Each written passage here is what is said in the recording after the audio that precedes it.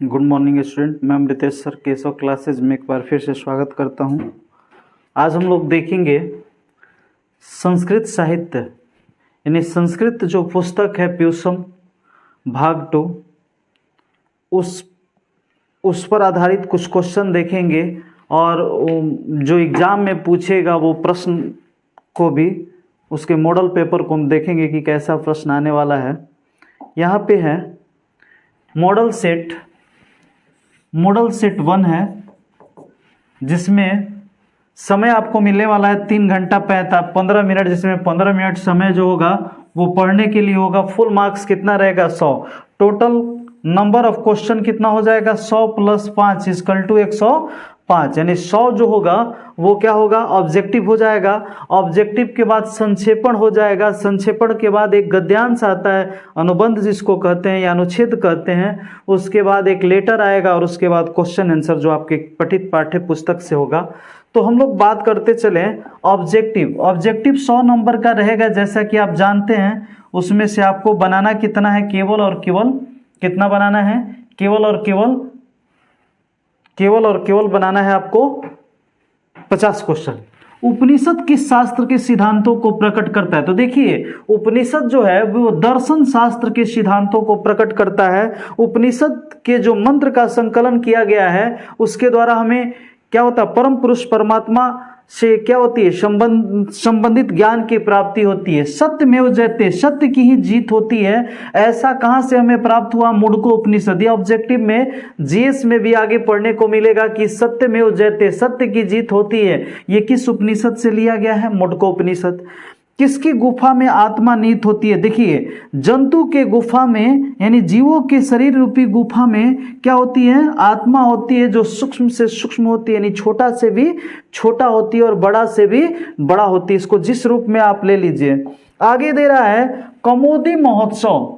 कौमुदी महोत्सव कब मनाया जाता है? तो देखिए, कौमुदी महोत्सव जो है वो बसंत ऋतु में मनाया जाता है। बसंत ऋतु में ये इस प्रकार का परिवेश होता है जैसे आज दुर्गा पूजा दशहरा मनाया जाता है, उसी तरह उस समय शरद ऋतु में कौमुदी महोत्सव पटना में मनाया जाता था।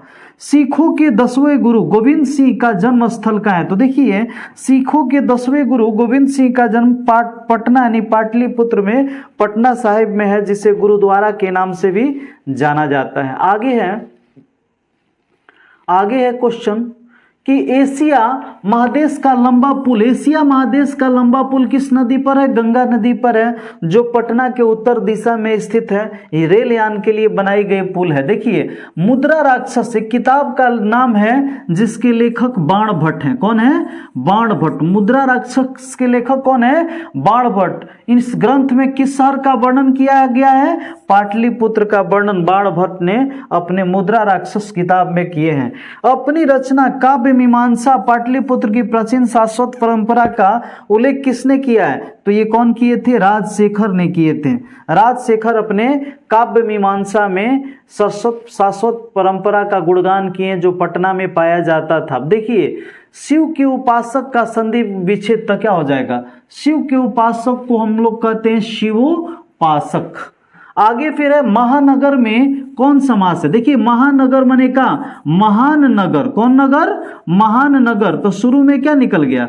महान नगर की क्या कर रहा है? विशेषता। तो ये विशेष पद और ये विशेषण, तो ये क्या हो जाएगा? कर्मधारय समास हो जाएगा। क्या हो जाएगा?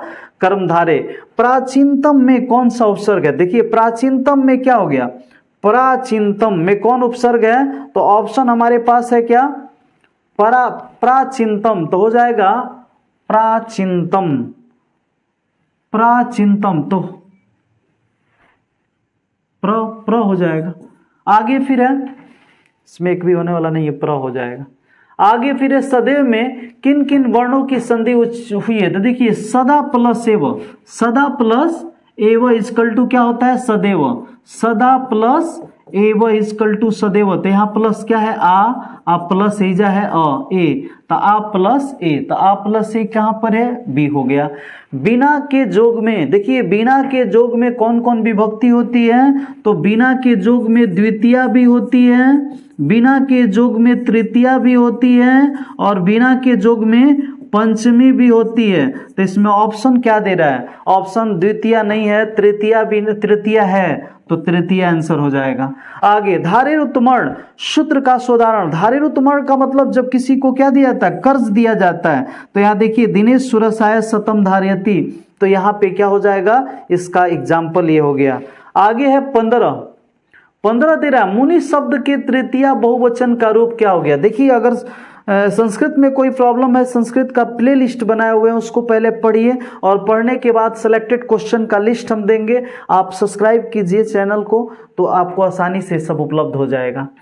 मुनि शब्द का तृतीया, देखिए मुनि शब्द का तृतीया बहुवचन में क्या होता है, तो मुनिना मुनिभ्याम मुनिभि, मुनिना मुनिभ्याम मुनिभि हो जाएगा। पिबती किस धातु का मूल रूप है, तो पा धातु का मूल रूप, पिबती का मूल रूप क्या होता है, पा। साधो किस विभक्ति का, तो सप्तमी विभक्ति, किस विभक्ति का है, सप्तमी। साधो साधो साधोषु। अस, अस धातु का रूप लट लकार में क्या होता है, तो लट लकार में क्या हो जाता है, अस्थि। लट लकार में क्या हो जाता है, अस्थि हो जाता है, लट लकार में अस्थि हो जाता है।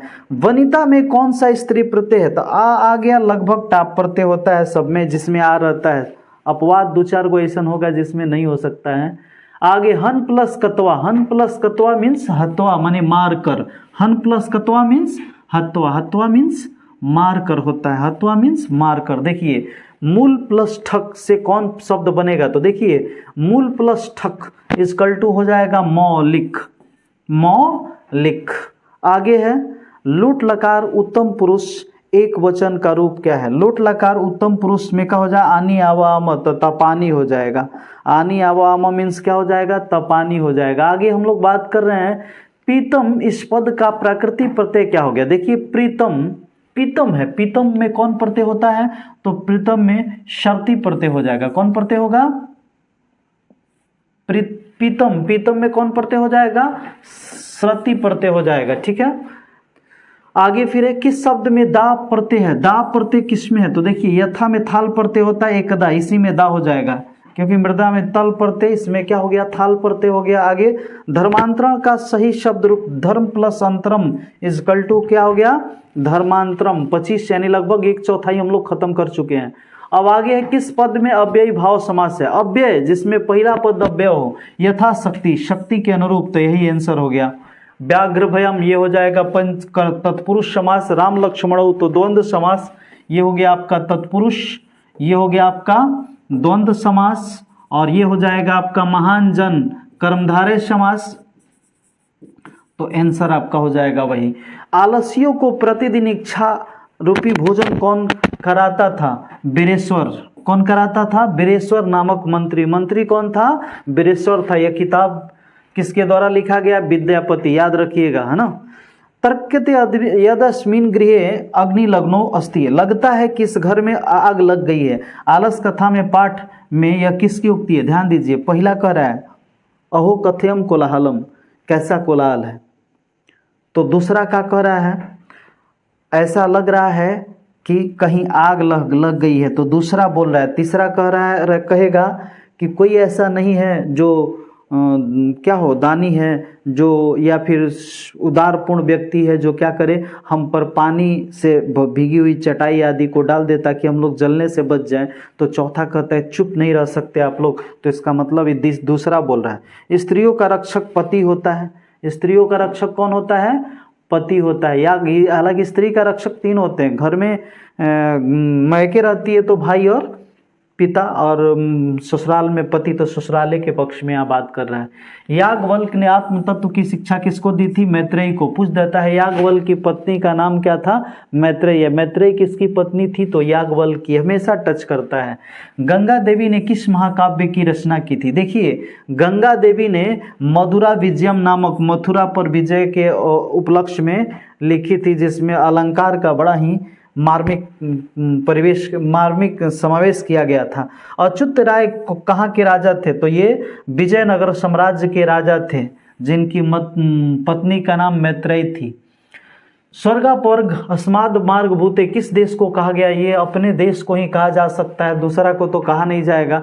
सीमांतोपनयन किस संस्कार के अंतर्गत आता है, तो देखिए सीमांतोपनयन गर्भाधान, पुष्पन और सीमांतोपनयन ये तीनों जन्म से पूर्व का होता है। गर्भाधान, पुष्पन और सीमांतोपनयन ये तीनों क्रियाएं कब होती है? जन्म से पूर्व की क्रियाएं होती है, तीन ही जन्म से पूर्व होती है। शैशव संस्कार में कितने संस्कार होते हैं? तो शैशव में 6 और शिक्षा में 5 होता है। विवाह संस्कार में 1 होता है और विवाह संस्कार के अंतर्गत ही कन्यादान होता है। विवाह कन्यादान किस में होता है? विवाह। आगे दे रहा है नीति श्लोक। नीति श्लोक पाठ के आधार पर अविश्वासी पर विश्वास कौन करता है? तो कौन करता है? अधम। कौन करता है? अधम। अविश्वासे विश्वासम इति मुद्ध चेत नराधम, यानी अधम व्यक्ति विश्वास करता है और मूर्ख व्यक्ति विश्वास करता है।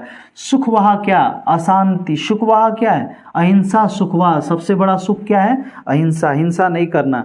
मनोहर में कौन सी संधि है? मनः जोड़ हर, तो मनः विसर्ग आ गया तो विसर्ग संधि हो जाएगा। कौन संधि हो जाएगा? विसर्ग संधि, यानी आंसर आपका हो जाएगा सी, विसर्ग संधि। आगे है किस शब्द में प्रति उपसर्ग नहीं है? देखिए, तो प्रति उपसर्ग किसमें नहीं? इसमें तो हो जाएगा प्रतिदिन। प्रति प्लस दिनम तो इसमें है, तो ये नहीं होगा। प्रति इसमें भी है तो ये भी नहीं होगा। प्रति इसमें भी ते भी, तो ये हो गया प्रभावम, तो इसमें नहीं होगा। सचिवानाम आलय, सचिवालय। सचिवानाम आलय को क्या कहते हैं? सचिवालय। सचिव जहाँ पे रहते हैं उसको क्या कहा जाता है? सचिवालय।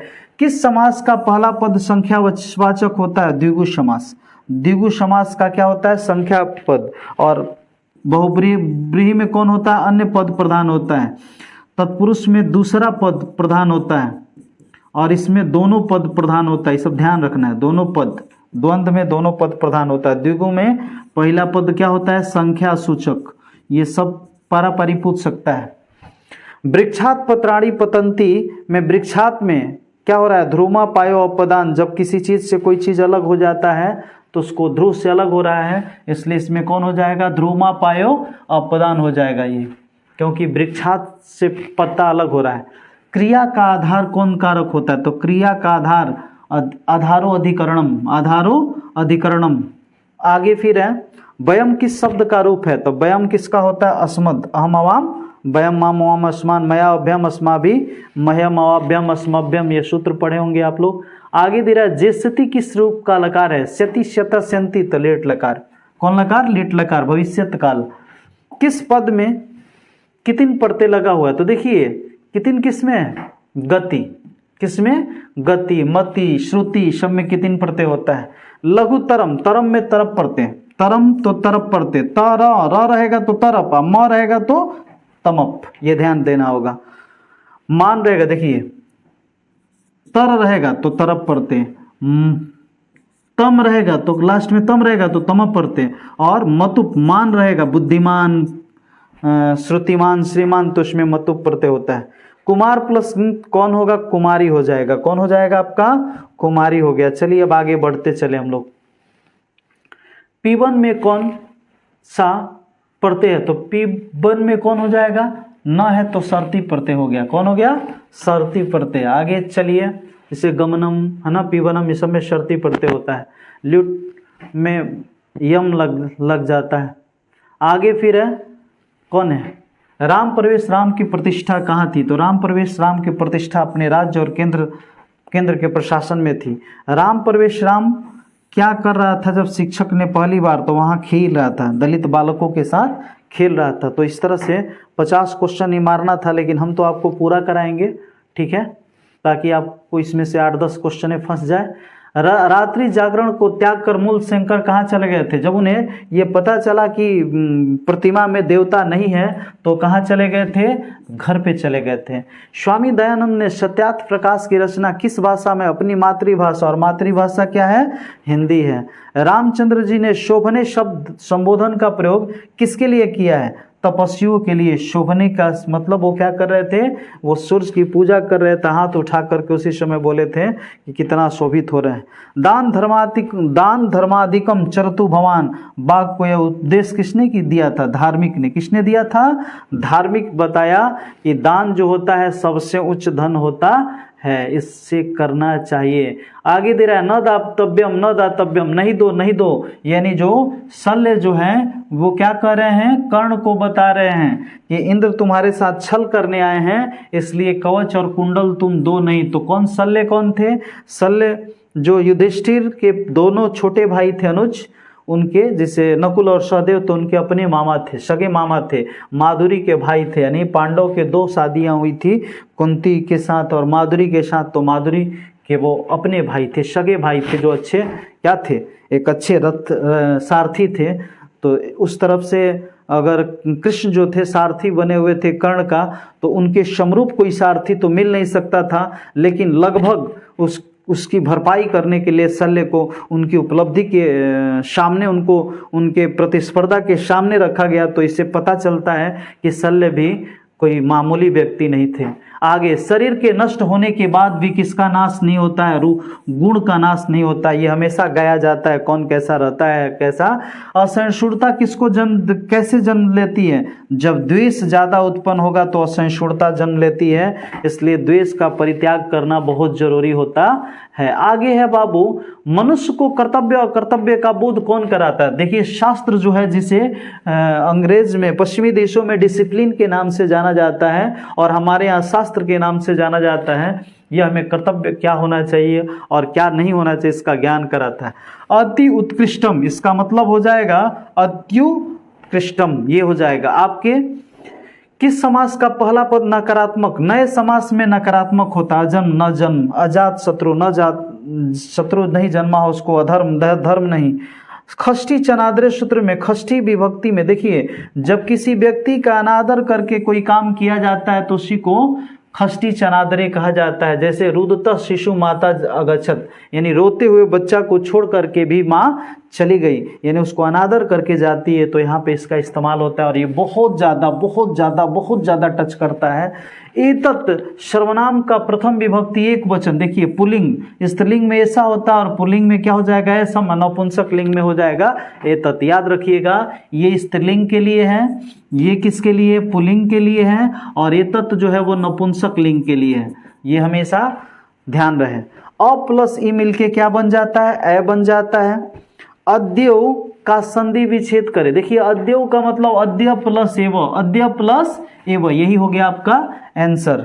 अच प्लस अंत बराबर का हो गया अजंत, याद रखिएगा ये भी, अच प्लस अंत मीन्स अजंत। आगे है चक्रपाणौ यस्य स, चक्र हो पाणी जिसके, चक्र हो जिसके हाथ में, अर्थात कृष्ण अर्थात विष्णु, तो ये हो गया चक्रपाणी। किस समास का अंतिम पद प्रधान होता है? अभी बताएं, पहले पढ़ा था तो तत्पुरुष समास का अंतिम पद प्रधान होता है। द्वंद्व समास का उदाहरण देखिए, द्वंद्व माने दोनों पद प्रधान, मधुर वचनम, तो ये नहीं है, मधुर वचन का विशेषता बता रहा है, तो कर्मधारय हो गया, ये क्या हो जाएगा? कर्मधारय हो गया। यहाँ पे देव पूजक, देव का पूजक, ते तत्पुरुष समास हो गया। ये चंद्र हो शेखर, बहुब्रीही भी हो सकता है, बहुब्रीही, तो यहाँ पे हो जाएगा आपका दंपति। दंपति माने क्या होता है? दाम्पत्य जीवन जीने वाला क्या होता है? स्त्री, दुल्हा दुल्हन कह सकते हैं, स्त्री पुरुष कह सकते हैं, उसको दाम्पत्य जीवन कहा जाता है। तो इसमें 2 का बोध हो रहा है। लक्ष्मी समुद्रात प्रावर्त, लक्ष्मी समुद्र से, अपदाने पंचमी, अपदान कारक में पंचमी विभक्ति होती है। आगे है रुचार्था नाम प्रियमाण, रुच अर्थात अच्छा लगना के अर्थ में चतुर्थी विभक्ति होती है। तो अच्छा क्या लग रहा है? अच्छा जो है वो क्या लग रहा है? बालकाया क्रीडम रोचते, तो यहाँ अच्छा लग रहा है। क्रिया का जनक कौन है? तो क्रिया का जनक कौन होता है? कर्ता, कर्ता ही क्रिया का जन्मदाता होता है। आगे फिर है अन्वेषण में उपसर्ग, क्या उपसर्ग जो पहले लगता है, अनु प्लस एषण बराबर क्या हो जाता है? अन्वेषण। अनु प्लस एषण इक्वल टू क्या हो जाता है? अन्वेषण। तो इसका आंसर हो गया अति प्लस अधिकम माने अत्यधिकम, अत्यधिकम, ये हो जाएगा। आगे फिर है गंगायाम पद में कौन सी विभक्ति? देखिए लतायाम तो सप्तमी, लतायाम, लतायो, लतायाम माने क्या होता है? सप्तमी, तो गंगायाम तो हो गया सप्तमी। आगे दे रहा है 77 मुनि शब्द के तृतीया विभक्ति में, मुनि शब्द के तृतीया विभक्ति एक वचन, देखिए तृतीया विभक्ति के एक वचन में क्या होता है? मुनि, मुनिना, मुनिभ्याम, मुनिभि, तो मुनिना हो जाएगा। भू धातु, भू धातु रूप विधिलिंग में क्या होता है, भविष्यति भविष्यत भविष्यंति हो जाता है। विधिलिंग में क्या हो जाएगा, भविष्यति भविष्यत और भविष्यंति। हरति किस धातु का रूप है, तो हरति का मूल धातु क्या होता है, हरि होता है। क्या होता है, हरि।